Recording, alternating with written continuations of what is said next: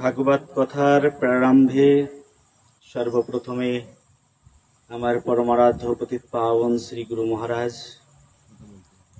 যার আতুল চরণাশ্রয়ে মাদৃশ নরাধম ধন্যাতি ধন্য হয়েছে, যার হইতু কি করুণা, মাদৃশ অধমের চলার পথের একমাত্র পাথেয় আমার পরমারাধ্য শ্রী গুরু মহারাজ শ্রীপাদ রূপ গোস্বামী ভক্তি রসামৃত সিন্ধু আদি গ্রন্থের মধ্যে শ্রী বৃন্দাবনের অনেক মহিমা গুণকীর্তন করেছেন। তার মধ্যে রূপ গোস্বামীপাদ একটি গ্রন্থ রচনা করেছেন, যার নাম হচ্ছে উপদেশামৃত।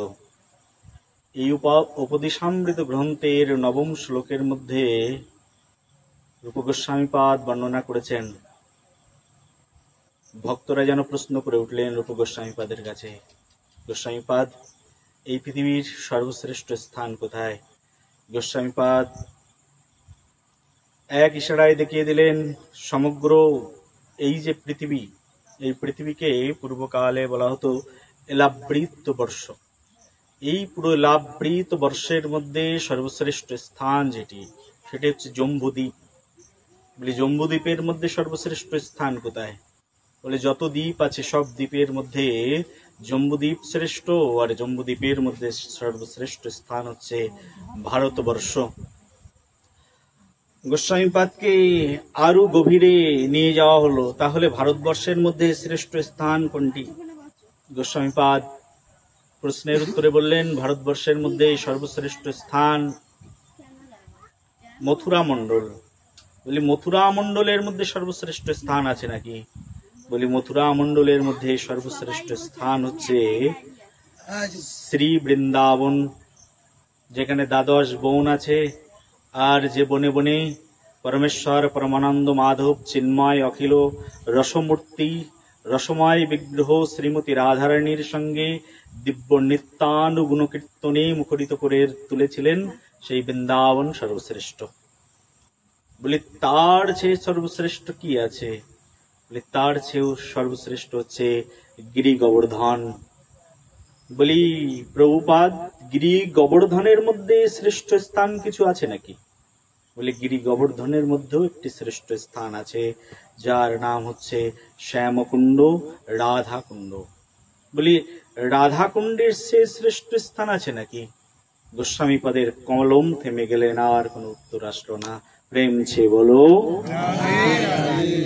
গোস্বামীপাদ লিখতে লিখতে ওই পর্যন্তই লিখলেন, এই রাধাকুণ্ডই পৃথিবীর মধ্যে সর্বশ্রেষ্ঠ স্থান, এর সেই সর্বশ্রেষ্ঠ স্থান আর কোথাও নেই। সেই সমগ্র পৃথিবীর মধ্যে সর্বশ্রেষ্ঠ স্থান যে রাধাকুণ্ড, সেই রাধাকুণ্ডের মুকুট শিরভূষণ আমার শ্রী গুরু মহারাজ, যিনি দীর্ঘদিন ধরে প্রায় 111 বৎসর যাবৎ তার জীবদ্দশায় বসে বসে শ্রী শ্রী রাধাকুণ্ড তটে ভজন করে চলেছেন আমার পরমারাধ্য পতিত পাবন শ্রী গুরু মহারাজ শ্রী শ্রী 108 প্রাণকৃষ্ণ দাস বাবাজি মহারাজের রাতুল চরণ পদ কমলে সশ্রদ্ধ কোটি দণ্ডবাদ প্রণতিপাত জ্ঞাপন পূর্বক আমার শিক্ষা গুরুগণ, যারা কৃপা করে আমাকে ভাগবত শাস্ত্র এই অখিল রসামৃত সুধা মাদৃশ নরাধমের হৃৎকন্দরের মধ্যে প্রবিষ্ট করিয়েছেন, তার মধ্যে অন্যতম আমার শৈশবের শিক্ষাগুরু শ্রীপাদ বিল্বমঙ্গল দাস বাবা, ওনার চরণ পদে সশ্রদ্ধ কোটি প্রণাম। মুম্বাই ইউনিভার্সিটির উপাচার্য চরণে শত কোটি প্রণাম, কারণ ওনারই করুণায় এই ভাগবত রসামৃত সুধা আমি শিক্ষা গ্রহণ করতে পেরেছি। সঙ্গে সঙ্গে আমার মাতা, আজকে যে গৃহে উপস্থিত রয়েছি, এই গৃহের মাতা খুব অল্প দিনের আপনাদের সঙ্গে, তার মানে আপনাদের সঙ্গে চলার মতো যোগ্যতাও হয়নি এখনো। বাবা সামনের দিকে হাঁটলে সন্তান যে তার সঙ্গে সঙ্গে হাঁটবে সেই যোগ্যতাও নেই। সন্তানকে হাঁটানোর জন্য বাবাকে সেই জন্য হাত ধরতে হয়, তাই না? ওই রকম যোগ্যতা আমার। আপনারা যারা এখানে বসে আছেন না, আপনাদের সঙ্গে চলবার মতো যোগ্যতা নেই। আপনারা যদি চালিয়ে নেন, অনেক সময় সন্তান পারে না, কখনো কখনো ওই যে সন্তানের হাতটা ধরে, বাবা চল বাবা হেঁটে যেতে হবে, বাবা কত দূরে গন্তব্য, ওই তো সামনে, বেশি দূরে নয়, কিন্তু 5 কিলোমিটার। বাবা বলছে না যে 5 কিলোমিটার হাঁটতে হবে, এই তো সামনে গেলেই ওই যে ওই দেখা যাচ্ছে রাস্তা, ওই সামনে দেখা যাচ্ছে যে সুন্দর সুন্দর বিটুপি গুচ্ছ, এই রাস্তাটা পার হলেই তুমি গন্তব্যে পৌঁছে যাবে। কিন্তু গন্তব্য অনেক দূর, কিন্তু বাবা বলছেন না সন্তান, হাত ধরে নিয়ে যাচ্ছেন, তাই না বাবা? হাত ধরে নিয়ে যাচ্ছেন, চলো চলো, হাত ধরে চলো। আবার মিথ্যা বলছেন, এই তো হ্যাঁ হ্যাঁ, এই তো সামনে। দম নষ্ট হবে। এইরকম আমার অবস্থা হয়েছে এরকম। এই যে আপনারা বসে আছেন, আপনি পরম তত্ত্বজ্ঞ বাবা, আমার বাবা, ওনাকে আমি শিক্ষাগুরু মানি, এই এই বাবাকেও শিক্ষাগুরু মানি। বাবা তো আমার শিক্ষকই। কত সুন্দর ভজন গাইলেন, আর সঙ্গে সঙ্গে আমার মা, ওনার চরণাশ্রয় করেছি যে তুমি আমাকে শেখাও।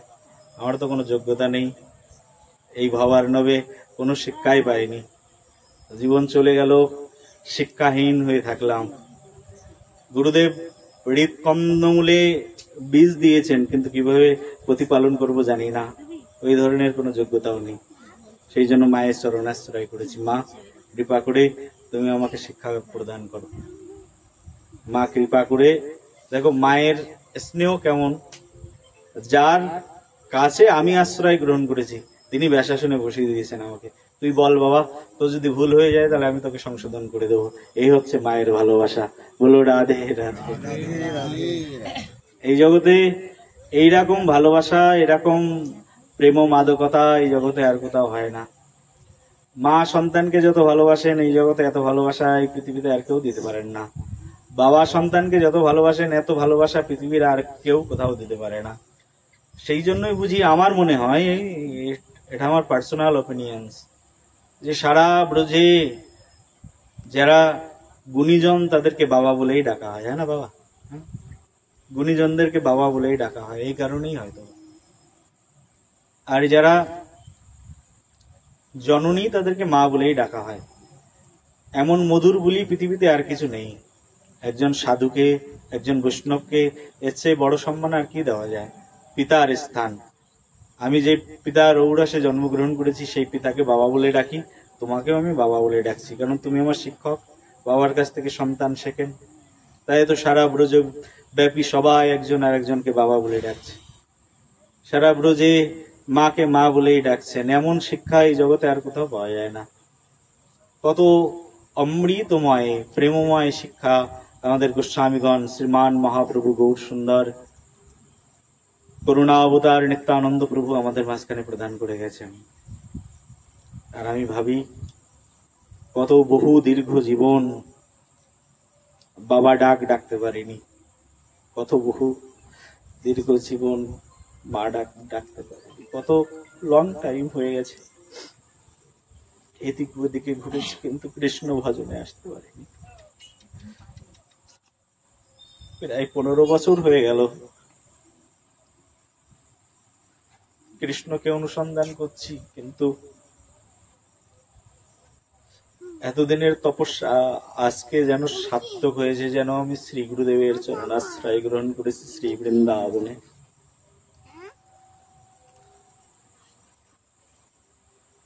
এই যে চৈতন্য চরিতামৃতে এই জন্যই মনে হয় কৃষ্ণদাস কবিরাজ গোস্বামীপাদ তার লেখনীতে বর্ণনা করেছেন, গোস্বামীগণ কলম ধরেছেন, ব্রহ্মাণ্ড ভ্রমিতে কোন ভাগ্যবান জীব গুরু কৃষ্ণ প্রসাদে পায় ভক্তিলতা বীজ। সমগ্র ব্রহ্মাণ্ড ভ্রমণ করতে করতে যাদের খুব ভাগ্য হয়, মহাভাগ্য হয়, মহাভাগ্যবান জীবরাই একমাত্র সদ্গুরুদেবের চরণাশ্রয় গ্রহণ করতে পারে। এই সর্বশেষ শ্রী বৃন্দাবন যুগল ভজন ধন মোহে করালো উপদেশ গুরুদেব। বলো রাধে রাধে।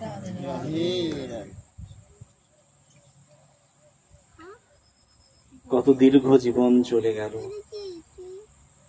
সেই ভজনের অমৃতময় পথের দিশাই পেলাম না। আজও খুঁজছি, কোথায় গেলে পাওয়া যায়। আমার শিক্ষা গুরুপাদ বলতেন, দেখবে যেখানে ছাই আছে না, ছায়ের মধ্যেও ছাইটা উড়াবে, ওর ভিতরেও দেখবে কোনো না কোনো মুক্তা পাওয়া যায়।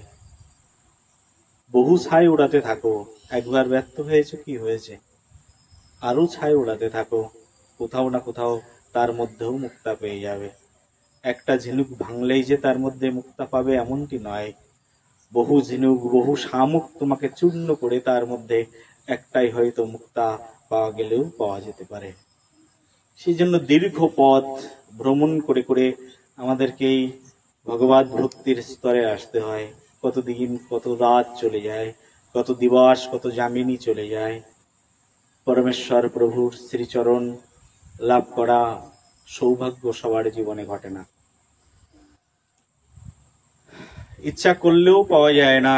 কবিরাজ গোস্বামীপাদ তাই বলেছেন, ঈশ্বরের কৃপালে সয়েছে যাহারে, সেই শুধু ঈশ্বর তত্ত্ব জানিবারে পারে। যার প্রতি পরমেশ্বর প্রভুর করুণা হয়েছেন এই জগতে, সেই শুধু ঈশ্বরের তত্ত্বকে জানতে পারে। আমাদের একজন আচার্য আছেন বাবা মহানাম ব্রত ব্রহ্মচারীজি, উনি ওনার লেখনীর মধ্যে এক জায়গায় লিখেছেন যে ভগবানকে লাভ করবার জন্য না সবচেয়ে বড় যে জিনিসটি প্রয়োজন সেটা হচ্ছে নিজের প্রচেষ্টা প্রয়োজন। একজন সাধক অনেক প্রচেষ্টা করে সামনের দিকে উঠবার জন্য, উপরের দিকে উঠবার জন্য সাধক চেষ্টা করে, সাধক চেষ্টা করে উপরের দিকে উঠছে, কিন্তু সেই চেষ্টা ততক্ষণ সফল হবে না যতক্ষণ পর্যন্ত কৃষ্ণাকর্ষিণী, কৃষ্ণ তাকে আকর্ষণ না করবেন, কৃষ্ণ তাকে কৃপা না করবেন। তুমি উঠছ কিন্তু তোমাকে উঠানোর জন্য, তোমাকে রিসিভ করবার জন্য কেউ দাঁড়িয়ে নেই, তাহলে তুমি উঠতে আনন্দ পাবে না। মনে করো আজকে আমি এখানে এসেছি, আমার এই মায়ের শ্রী অঙ্গনে এসেছি, যদি মা আমাকে আহ্বান না করতেন, মা যদি আমার জন্য এরকম আয়োজন না করতেন, ভক্ত সঙ্গের আয়োজন না করতেন, রিসিপশনের আয়োজন না করতেন, আমি শুধু একালাই আসতাম, এই আনন্দ, এই আশাটা কিন্তু আনন্দপূর্ণ হতো না। হতো কি মায়েরা? মা যদি এরকম আয়োজন না করতেন, অভ্যর্থনা না দিতেন, আমি একাই আসলাম, আশাটা এতটা আনন্দপূর্ণ হতো না। কিন্তু মা অপেক্ষা করছেন, সন্তান আসবে তার গৃহে, তার সেই অপেক্ষার দিবস, অপেক্ষার মুহূর্ত অবসান হয়েছে, সন্তান এসেছে। একজন অপেক্ষা করছেন আসবেন, অভ্যর্থনা জানাবেন, আর একজন অপেক্ষা করছেন আমি যাব, আমার ইষ্ট স্থানে গিয়ে পৌঁছাবো। এই হচ্ছে দুইজনের মিলন মাধুরীমায় হচ্ছে আনন্দ আস্বাদিত হয়, আনন্দপূর্ণ হয়। কিন্তু একজন শুধু ছুটেই চলেছেন, আর উপরে যিনি বসে আছেন তিনি তার দিকে লক্ষ্যপাত করছেন না, তাহলে কিন্তু ওই যাত্রায় কোনো আনন্দ হবে না। হবে কি বলো? বলো রাধে রাধে। উপরে একজন বসে আছেন পরম প্রভু ভগবান শ্রীকৃষ্ণ, অখিল ব্রহ্মাণ্ড নায়ক পরমানন্দ মাধব, সমগ্র জগতের একমাত্র সারথী সার, তিনি সকলের ঊর্ধ্বলোকে বসে আছেন। আর আমি যাত্রা শুরু করেছি তার কাছে যাও, কিন্তু আমি যার কাছে যাব তিনি আমার দিকে, তার কোনো ভ্রুক্ষেপ নেই, দৃষ্টিপাত নেই। আমি তার কাছে যেতে আনন্দ পাবো কিনা? পাবো কি? কখনোই আনন্দ পাবো না। কিন্তু আমি যার কাছে যাব সেই পরম প্রভু, তিনি আরো উৎকণ্ঠায় আছেন, আমার ভক্ত আমার কাছে আসছেন, আমার ভক্ত আসবে আমার কাছে। ভক্ত আসবেন এই আকাঙ্ক্ষায়, এই উৎকণ্ঠায় ভগবানের আহার নিদ্রা বিহার সবকিছু প্রায় উঠে গেছে, ভক্ত আসছেন এই আকাঙ্ক্ষায়। ভক্ত যদি জানতে পারে ভগবান নিজে উতালা হয় ভক্ত দর্শনের জন্য, তাহলে ভক্তের মনে না কত আনন্দ হয়। সেই জন্য তো ভক্ত সাধনা করে ভগবানের কাছে যাওয়ার জন্য। ভগবানের কাছে যাওয়ার জন্য সাধক সাধনা কেন করেন? কারণ আনন্দ আছে। আমি যার কাছে যাচ্ছি, আমি একটা সিঁড়ি উঠেছি আর তিনি সহস্র সিঁড়ি নেমে এসেছেন আমাকে হাত ধরে টেনে তুলবার জন্য। আমি কতটুকু দিয়েছি তার বিনিময়ে তিনি আরো বেশি নিয়ে বসে রয়েছেন। আমাদের দান খুব ক্ষুদ্র, কিন্তু তার দান সুবিশাল, কারণ তিনি তো বৃহৎ, তিনি বিভু। ভগবদ গীতা সেই জন্যই না বলছেন, গতির ভত্তা প্রভু সাক্ষী নিবাস শরণ সুরীতহা। ভগবান একমাত্র এই জগতের পরম গতি, পরম আশ্রয়, গতির ভর্তা, প্রভু সাক্ষী, সকলের হৃদয়ের মধ্যে একমাত্র পরম সাক্ষী রূপে যিনি সদা সর্বক্ষণের জন্য অবস্থান গ্রহণ করছেন, তিনি হচ্ছেন পরম প্রভু, পরমেশ্বর ভগবান শ্রীকৃষ্ণ। তিনি একমাত্র আশ্রয়দাতা। সেই পরম প্রভু পরমেশ্বর ভগবান শ্রীকৃষ্ণচন্দ্রের চরণার বৃন্দে যাওয়ার জন্য ভক্ত যখন আকাঙ্ক্ষা করেন, ভগবান তার চেয়ে আরো বেশি আকাঙ্ক্ষা করে বসে থাকেন, আমার ভক্ত আসবে আমার কাছে। একবার জানো, নারদ মুনি একবার গোলকে গিয়ে অবস্থান গ্রহণ করছেন, গোলক বৃন্দাবন। ভগবান যে প্ল্যানেটের মধ্যে থাকেন তার নাম হচ্ছে গোলক। একবার নারদ মুনি গোলকে চলে গেছেন, মর্তধাম থেকেই ঘুরে গেছেন। নারদ মুনি তো এক জায়গায় বেশিক্ষণ দাঁড়াতে পারেন না। নারদ মুনি চলে গেছেন একবার পরমেশ্বর প্রভু ভগবান শ্রীকৃষ্ণের সন্নিকটে। ভগবানের নিকটে গিয়ে দেখছেন গোলক বিহারী পূর্ণানন্দময় প্রভু, সচ্চিদানন্দ রূপায়। ভাগবত মহাপুরাণ বলছে, ব্রহ্মাজি বলছে, ঈশ্বর পরম কৃষ্ণ সচ্চিদানন্দ বিগ্রহ অনাদিরাদির গোবিন্দ সর্বকারণ কারণম। সমগ্র কারণের একমাত্র কারণ পরমেশ্বর প্রভু ভগবান শ্রীকৃষ্ণচন্দ্র বসে রয়েছেন। সব কারণ অকারণ ঘটন অঘটন যার মাধ্যমেই ঘটে, যার থেকেই প্রকাশিত হয়, সেই পরম পূর্ণ পরম ব্রহ্ম তিনি বসে আছেন, কিন্তু তিনি চিন্তান্বিত, বিষাদগ্রস্ত। ভগবদ গীতার প্রথম অধ্যায় শুরু হয়েছে না, বিষাদ যোগ, বিষাদ যোগ দিয়ে শুরু হয়েছে। তিনি চিন্তান্বিত গোলক বৃন্দাবন ধামে। শ্রী গোলক বৃন্দাবন ধামে তাকে চিন্তান্বিত দেখে নারদ মুনি বলছেন, প্রভু, সমগ্র জগতের একমাত্র যিনি আশ্রয়দাতা, ব্রহ্মা গন্ধর্ব নর কিন্নর রক্ষ যক্ষ মানব সকলের যিনি আশ্রয় দাতা, সকলের যিনি পরম বান্ধব, পূর্ণ আনন্দ যার থেকে প্রকাশিত হয়, সেই পূর্ণানন্দময় প্রভু, তার কি কখনো চিন্তা থাকতে পারে? ভগবান শ্রীকৃষ্ণকে নারদ মুনি জিজ্ঞাসা করছেন, প্রভু তোমার আবার কিসের চিন্তা? তারপর মাথায় হাত দিয়ে বসে আছো। দেখেছেন না, ভগবান তার এক স্বরূপে তিনি যখন সাগরের উপরে শুয়ে রয়েছেন, বিশাল স্বরূপের উপরে মাথায় হাত দিয়ে চিন্তান্বিত মস্তিষ্কে শুয়ে রয়েছেন। লক্ষ্মী দেবী তার চরণের নিকটে তার চরণ সেবা করছেন। একই বংশীধারী মুরলীধর প্রভু গোলক বৃন্দাবনে বসে রয়েছেন, কিন্তু মাথায় হাত দিয়ে বংশীটা যেন এলিয়ে পড়েছে, মাথায় হাত দিয়ে পরমানন্দ মাধব বসে আছেন। নারদ মুনি গিয়ে বলছেন, প্রভু তুমি পরম পূর্ণানন্দময়, তুমি বেদ পুরুষ, বেদ দর্শী, বেদ তোমার থেকে শিক্ষা গ্রহণ করে, বেদময় বেদজ্ঞ পুরুষ তুমি, তোমার থেকে বেদ আলাদা নয়, আর তুমি বেদ থেকে আলাদা নও।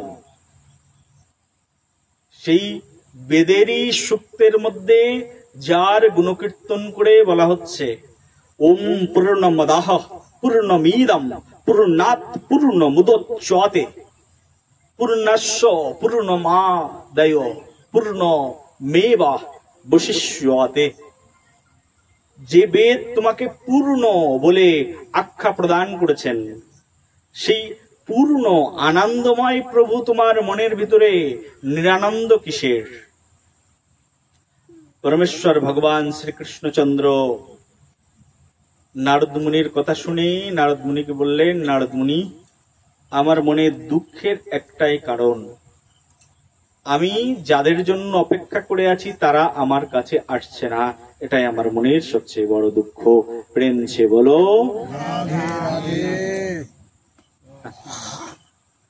বলি দুঃখ কিসের? তা বলছে দুঃখ এটা, যার কারণে আমি বসে আছি, যার অপেক্ষায় দিন গুনছি, তিনি আসছেন না। এমন ঘটনা শুনেছেন না কখনো? আমরা জানি ভগবান শ্রীকৃষ্ণ কার জন্য অপেক্ষা করতে পারেন?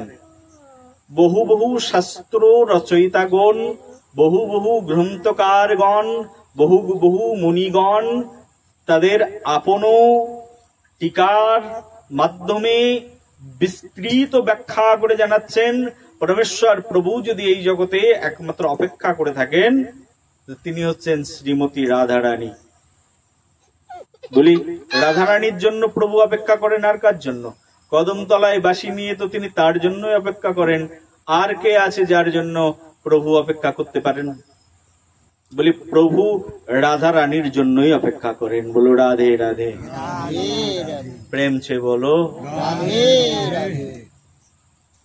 ভগবান সবসময় রাধারানীর জন্যই অপেক্ষা করেন।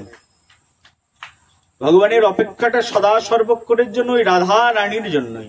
বলে রাধা রানীর জন্য অপেক্ষা করেন কেন? কি আছে রাধা রানীর মধ্যে যা অন্য কারোর মধ্যে বিদ্যমান নেই? ভগবান ভগবদ গীতা তার নিজের মুখ নিঃসৃত, সেখানে ভগবদ গীতায় ভগবান বলছে যে সব জীবের প্রতি তার সমদৃষ্টি। তাহলে রাবণের জন্য অপেক্ষা করে না, হিরণ্যকশিপুর জন্য অপেক্ষা করে না, কংসের জন্য অপেক্ষা করে না, কানা মামার জন্য অপেক্ষা করে না, মোদী সরকারের জন্য অপেক্ষা করে না, মমতা দিদির জন্য অপেক্ষা করে না, তো রাধারানীর জন্য কেন অপেক্ষা করে? কি আছে রাধারানীর মধ্যে?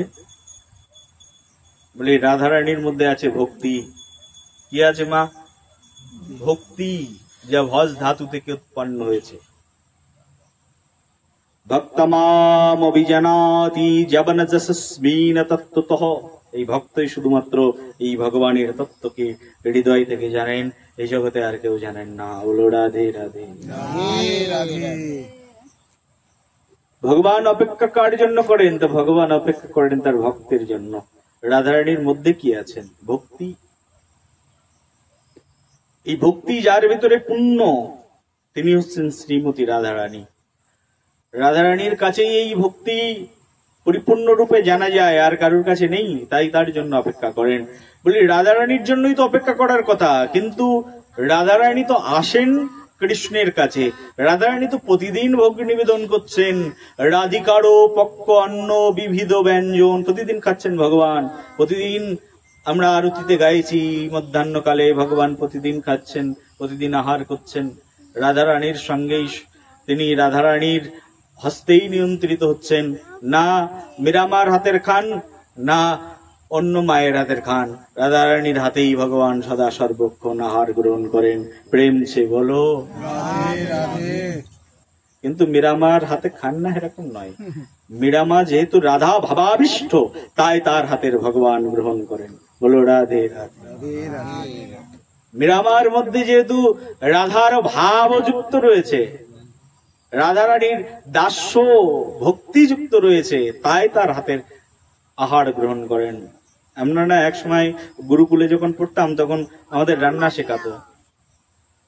তো রান্নার সময় যখন রান্না করতাম তখন হরিনাম জোরে জোরে বক্স চালিয়ে দিয়ে রান্না করতে হতো। বলে প্র্যাকটিস করো। কেন?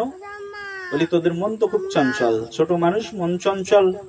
এখনই রান্না করতে করতে মন চলে যাবে খেলাধুলোর দিকে, এখনই রান্না করতে করতে মন চলে যাবে গার্লস ফ্রেন্ডস দিকে, এখনই রান্না করতে করতে মন চলে যাবে সিনেমার দিকে।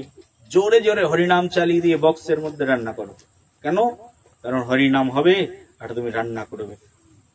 বলি চারিদিকে রান্নার দিকে লেখা আছে, যে রান্নার চারিদিকে লেখা আছে যে আমার হাতের রান্না খায় না ভগবান, ভগবান শুধু রাধারানীর হাতের রান্না খায়। তোমার ভাবটা যেন রাধাময় হয়। বলো রাধে রাধে, প্রেম ছে বলো রাধে। তুমি বৃন্দাবনের প্রভুকে ভোগ লাগাতে গেলে রাধা ভাবাবিষ্ট, আর তুমি যদি নবদ্বীপের প্রভুকে ভোগ লাগাতে যাও তাহলে তুমি সচী মাতার ভাবে আবিষ্ট। যতক্ষণ পর্যন্ত এই ভাবে আবিষ্ট না হতে পারবে ততক্ষণ পর্যন্ত তোমার হস্তের রন্ধন ভগবান নিজে গ্রহণ করবেন না। আরে বাহ্যিক আড়ম্বর তো পরে, আগে তো ভিতরটা পরিষ্কার করতে হবে। প্রেম ছে বলো রাধে রাধে। জ্ঞানেন লভতে মোক্ষাম, জ্ঞানেন পরমং পরতরম, জ্ঞানেন পরম গুজ্জম। জ্ঞান এমনই যা পরম গুজ্জতর কথাকে সকলের সম্মুখে প্রকটিত করিয়ে দেয়।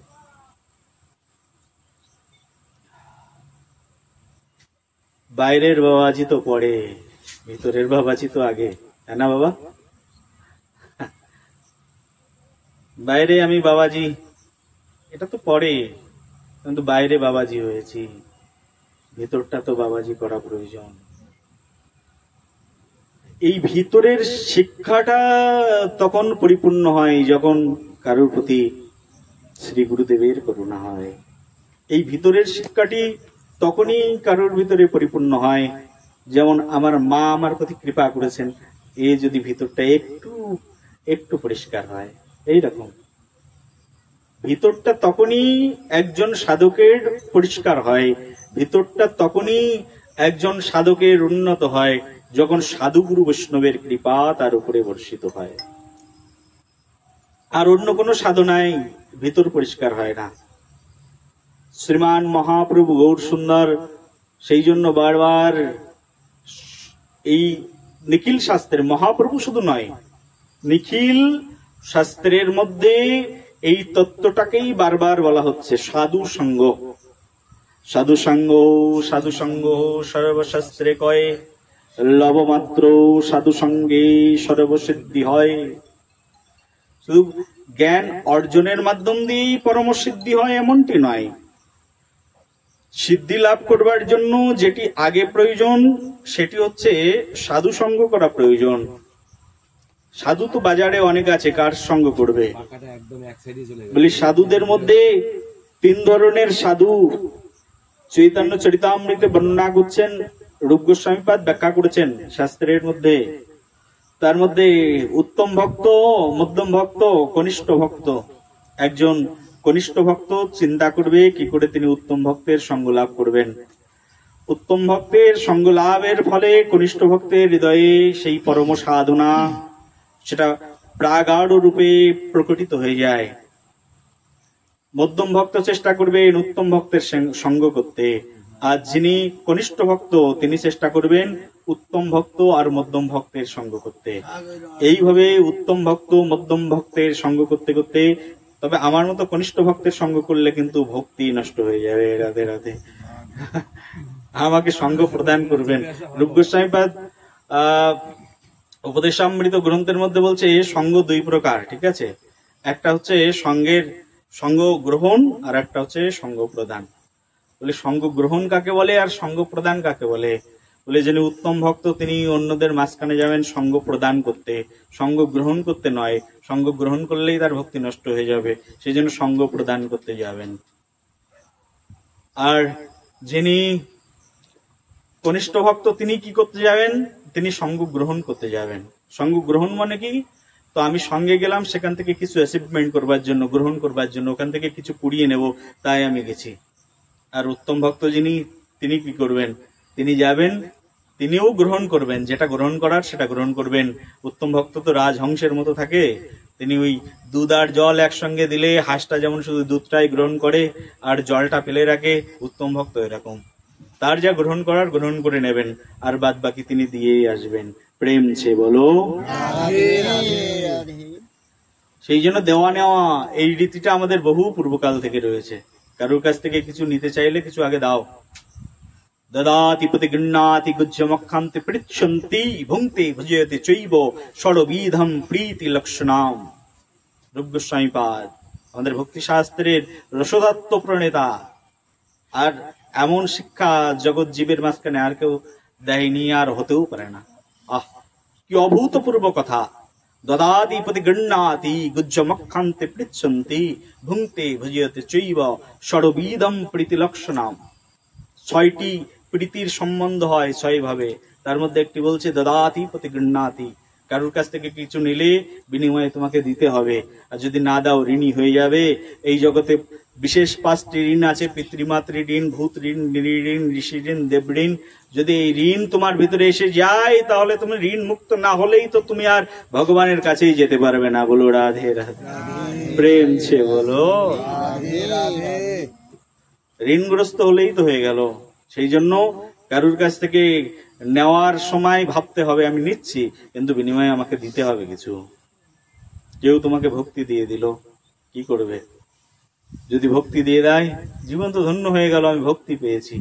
কিন্তু যিনি আমাকে ভক্তি প্রদান করেছেন তার জন্য আমাকে ভগবানের কাছে প্রার্থনা করতে হবে, হে ভগবান,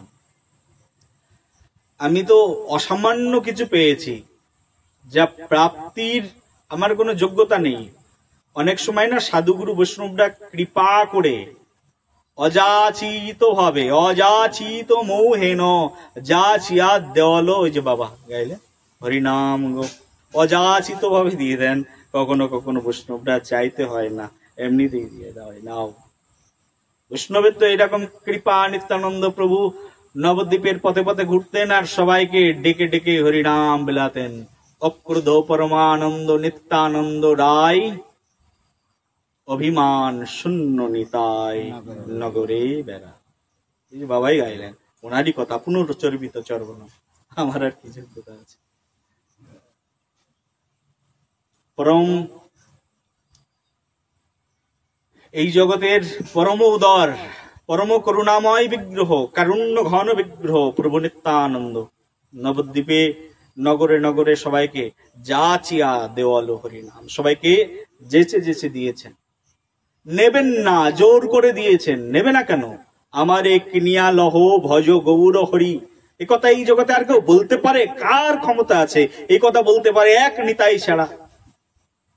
নিতাই ছাড়া কারোর এই ধরনের উক্তি করার ক্ষমতাই নেই পুরো বৈদিক শাস্ত্রে।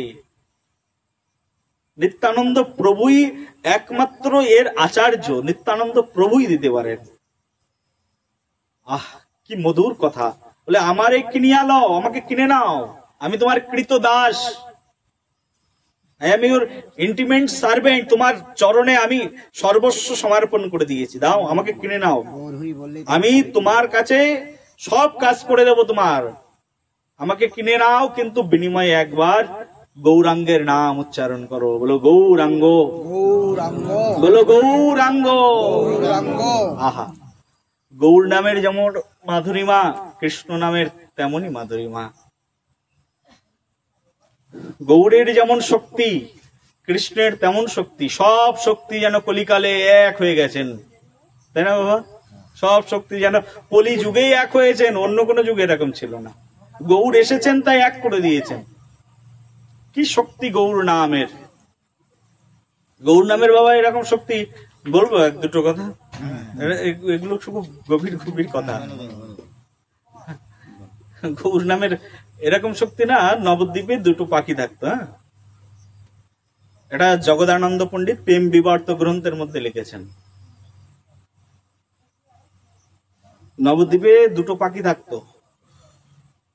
এই একদিন জগদানন্দ পণ্ডিত আর মহাপ্রভু দুইজন শৈশবকাল, মানে বেশি বয়স না, তোমার অল্প বয়স, মহাপ্রভু আর জগদানন্দ পণ্ডিত দুইজন যাচ্ছেন। যেতে যেতে অলোকা তীরে গভীর জঙ্গলে, নবদ্বীপের লীলার মধ্যে অলোকা তীরের কথা, অলোকা নন্দা নদীর কথা বর্ণনা করা রয়েছে। অলোকা তীরের গভীর অরণ্যের মধ্যে, তার মানে নবদ্বীপে কিন্তু সব নদী আছে, ঠিক আছে? নবদ্বীপ এমন একটি স্থান, এখানে সব এই পৃথিবীর যত তীর্থ আছে সব তীর্থই নবদ্বীপের মধ্যেই পাওয়া যায়। ভক্তি রত্নাকার গ্রন্থ আদি গ্রন্থের মধ্যে তার কিছু কিছু প্রমাণ পাওয়া যায়, সম্পূর্ণ প্রমাণ পাওয়া যায় না, কিন্তু তার মধ্যে আমাদের গোস্বামীগণ আচার্যগণ যে সকল প্রমাণ দিয়েছেন, এই পৃথিবীর যত তীর্থ আছে, এই যে কয়েকদিন আগে কুম্ভ মেলা গেল, এই কুম্ভের তীর্থটাও নবদ্বীপের মধ্যেই আছে। গঙ্গা, যমুনা, সরস্বতী, প্রয়াগ, অলকানন্দা, নর্মদা, যত পবিত্র তীর্থ, যত পবিত্র নদী আছে সব নবদ্বীপের মধ্যেই আছে। আর যা নবদ্বীপের মধ্যে আছে তা বৃন্দাবনে আছে। কেদারনাথ, বদ্রীনাথ, গঙ্গোত্রী, যমুনেত্রী, গোমুখ কি নেই বৃন্দাবনে, সব বৃন্দাবনের মধ্যে আছে, সব নবদ্বীপের মধ্যেও আছে। এই নবদ্বীপের মধ্যেই ওই অলকানন্দা প্রকটিত ছিল। যখন মহাপ্রভু যখন এখান থেকে 550 বছর পূর্বে, প্রায় 1407 শকাব্দের ফাল্গুন মাসের পূর্ণিমা তিথিতে স্বয়ং শ্রীমান মহাপ্রভু গৌর সুন্দর যখন ওই নবদ্বীপের মধ্যে, অন্তর্দ্বীপের মধ্যে আতপুর নামক গ্রামে জন্মগ্রহণ করেছেন শ্রীমান মহাপ্রভু গৌর সুন্দর, তখন ওই সময় এই অলকানন্দা বিরাজমান ছিল ওই নবদ্বীপের মধ্যে। ওই অলকানন্দার পাড় দিয়ে যেতে যেতে মহাপ্রভু আর জগদানন্দ পণ্ডিত দুইজন ভিতরে প্রবেশ করেছেন, গভীর জঙ্গলের মধ্যে প্রবেশ করেছেন। আর ওই গহীন জঙ্গলের মধ্যে শ্রীমান মহাপ্রভু যখন প্রবেশ করেছেন না, তখন দেখছেন অদূরে একটি গাছের উপরে দুটি পাখি বসে রয়েছে। আর সেই দুটি পাখিকে দেখে জগদানন্দ পণ্ডিত যেন গদগদ হয়ে উঠলেন। আরে ওরে বিহঙ্গ, রে বিহঙ্গমী, যেন মনে হয় তোদেরকে বহু জন্ম ধরে দেখছি, চিনে ফেলছি তবে চিনতে পাচ্ছি না, এরকম ভাব। চেনা চেনা লাগছে কিন্তু অচেনা মনে হচ্ছে, যেন কবে দেখেছি তোদেরকে। এই যে বৃক্ষের উপরে দুটি পাখি বসে রয়েছেন, এই দুটো পাখি তারা সেই বৃন্দাবনের সুকার শাড়ি বসে রয়েছেন সেই নবদ্বীপের মধ্যে। নবদ্বীপ আর বৃন্দাবন সেই জন্য অভিন্ন। বলো রাধে রাধে, প্রেম সে বলো রাধে রাধে। যা নবদ্বীপে আছে তা বৃন্দাবনে আছে, যা বৃন্দাবনে আছে তা নবদ্বীপে আছে। ওই সুখ শাড়ি দুইজন বসে আছেন, যেন বহু পূর্বে দেখেছি তোদেরকে, চেনা চেনা লাগছে। ও একটু সামনে যায় প্রভু। মহাপ্রভুকে বলছে চলো একটু সামনে যায়। জগদানন্দ মহাপ্রভু দুইজন সম্মুখে গেলেন। সম্মুখে গিয়ে জগদানন্দ বলছেন, ওরে বিহঙ্গ, ওরে বিহঙ্গমী, এই যে নবদ্বীপ, নববৃন্দাবন, এটা নবদ্বীপ তবে বৃন্দাবন বটে। এই বৃন্দাবনে এক কাজ করো, তোমাদের দেখে না ওই পূর্বে সেই চেনা, পূর্বের চেনা কোনো পাখির কথা মনে পড়ে যাচ্ছে, যে পাখিরা মুখে রাধা কৃষ্ণের গুণাগুণ কীর্তন করতেন। সেই পাখিদের কথা তোমাদেরকে দেখে মনে পড়ে যাচ্ছে, যে পাখিরা পূর্বে রাধা কৃষ্ণের গুণাগুণ কীর্তন করতেন। কোথায়? শ্রী বৃন্দাবনে, তাই না? বৃন্দাবনটাকে সেইভাবে ব্যাখ্যা করছেন না, যেহেতু নবদ্বীপে। তোমাদের দেখে সেই পূর্বে যেন কোনো দুই পাখির মুখ থেকে কৃষ্ণ, রাধা কৃষ্ণের গুণাগুণ কীর্তন শ্রবণ করেছি, তাদের কথা মনে পড়ে যাচ্ছে। তোমরা একবার যদি সেই পাখি হও, যদি সেই বিহঙ্গ হও, যদি সেই বিহঙ্গমী হও, একবার মুখে রাধা কৃষ্ণের নাম উচ্চারণ করে দেখাও দেখি। এই জগদানন্দ পণ্ডিত বলে দিয়েছেন সেই দুই বিহঙ্গমীর সম্মুখে। যেই না এই কথা বলেছেন, বলার সঙ্গে সঙ্গে সেই পাখিরা রাধা কৃষ্ণের গুণগান করলেন না। সেই দুই পাখি গাছের ডালের পরে বসে কি বললেন জানো? বলো গৌরাঙ্গ, বলো গৌরাঙ্গ। এই গৌরাঙ্গকে দর্শন করে পাখি দুটো, যারা বহু বহু কল্প ধরে, বহু কাল ধরে রাধা কৃষ্ণের গুণাগুণ কীর্তন করেছেন মুখে, আজকে গৌরাঙ্গ আর জগদানন্দ পণ্ডিত দুইজন সম্মুখে এখন পাখি দুটো সুখ শাড়ি, এখন আর রাধা কৃষ্ণের নাম মুখে কীর্তন করলেন না। কি বললেন? গৌরাঙ্গ। এই গৌরাঙ্গ শব্দ শ্রবণ করতেই জগদানন্দ পণ্ডিতের হৃদয়টা প্রেমপূর্ণ হয়ে গেল। কিন্তু তিনি আর একটুখানি যাচাই করবার জন্য, সখ্য প্রেম তো তার মানে একেবারে মহাপ্রভুর সঙ্গে সমপর্যায়ের, তো জগদানন্দ পণ্ডিত তখন এই মহাপ্রভুর এই প্রেম সম্পদকে আরো সুগভীর করবার জন্য আর একটুখানি পরীক্ষা করে দেখলেন।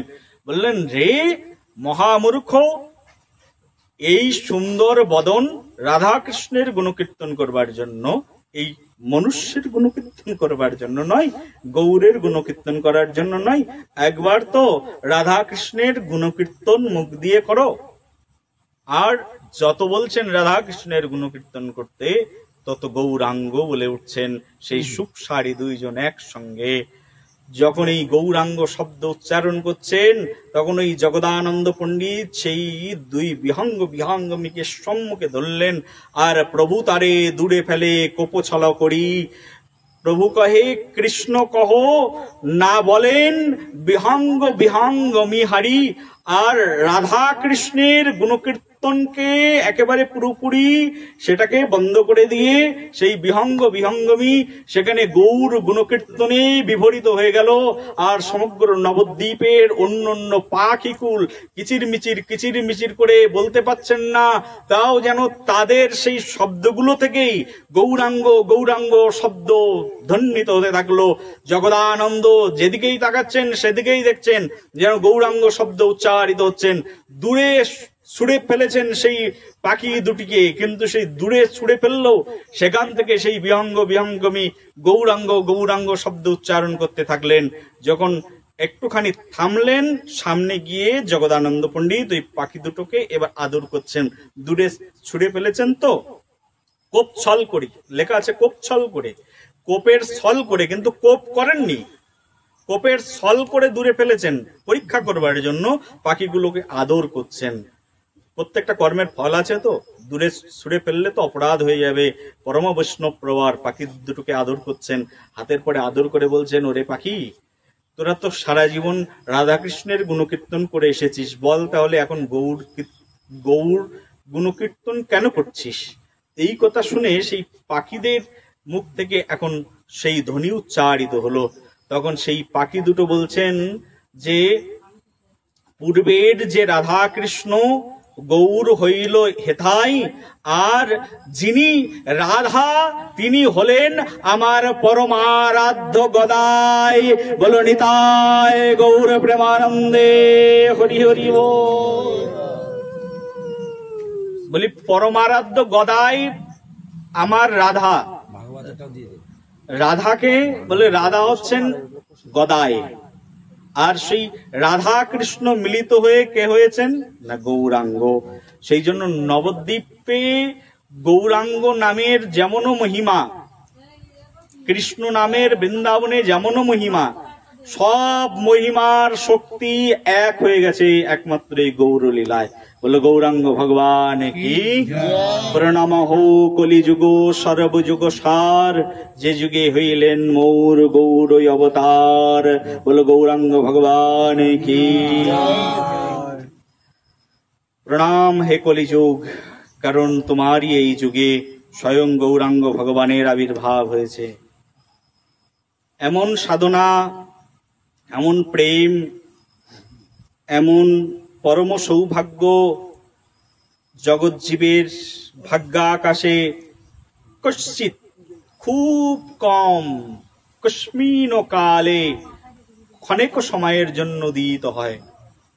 এমনও সৌভাগ্য, যে সৌভাগ্যের পরশ মণি আমাহেন অধমের উপর দিয়েও যেন ভূষিত হয়ে যাচ্ছে। আমি এক নরাধম, অধমের মধ্যেও অধম, আমার উপর দিয়েও সেই গৌর কৃপার আভূষণ যেন ভূষিত হয়ে যাচ্ছে। এমনও কলিযুগ, চিন্তা করতে পারেন। আমার মতো একটা নিকৃষ্ট নরাধম পর্যন্ত গৌর কৃপায়, আপনাদের মতো সাধুগুরু বৈষ্ণবের কৃপায় গৌরের গুণকীর্তন করার সৌভাগ্য অর্জন করেছে। এই পূর্ব কোনো যুগে এরকম ছিল না। আমার তো একেবারে হীন কলেবার, নিম্ন শ্রেণীতে, নিম্ন গোত্রে, নিম্ন বংশে, নিম্ন জাতিতে জন্ম হয়েছে, তাও না আপনারা আমাকে গৌরাঙ্গের কারণেই আজকে এইরকম একটা ব্যাসাসনে বসিয়ে দিয়েছেন। বসো, এখানে বসে বসে কিছু বলো গৌড়ের কথা যা জানো। বলতেই পারছিলাম না, বাবা বলছে বসে যাও, হয়ে যাবে। এই যে বৈষ্ণব কৃপা হয়ে গেছে। বৈষ্ণবেরও আবেদনে কৃষ্ণ দয়াময়, হেন পতিত প্রভু হইবেন সদাই। বৈষ্ণব যদি প্রার্থনা করেন কৃষ্ণ দয়াময় হয়ে যায়। কৃষ্ণ শুনে নিয়েছেন বৈষ্ণবের কথা। কত করুণা এই কলিযুগে। কিন্তু এই করুণাময় পাবন অবতারীর এই পাবন করুণা আমরা কতটুকুই বা গ্রহণ করতে পারছি। তিনি তো ভূষিত করে রেখেছেন, আমাদেরকে আভূষণ দিয়ে রেখেছেন। গৌরাঙ্গ ভগবান কলিযুগে আভূষণ দিয়ে রেখেছেন, আমাদেরকে সব কিছু দিয়ে পরিপূর্ণ করে রেখেছেন, কোনো কিছু অভাব নেই। গৌর গুণগানের বাতাস যদি কারোর গায়ে লেগে যায়, সে যশস্বী হয়ে যায়। গৌরের কথা মুখ দিয়ে উচ্চারণ করলে সে সর্বশ্রেষ্ঠ হয়ে যায়, পূজ্য হয়ে যায়, সবাই প্রণাম করে তাকে। চিন্তা করতে পারো,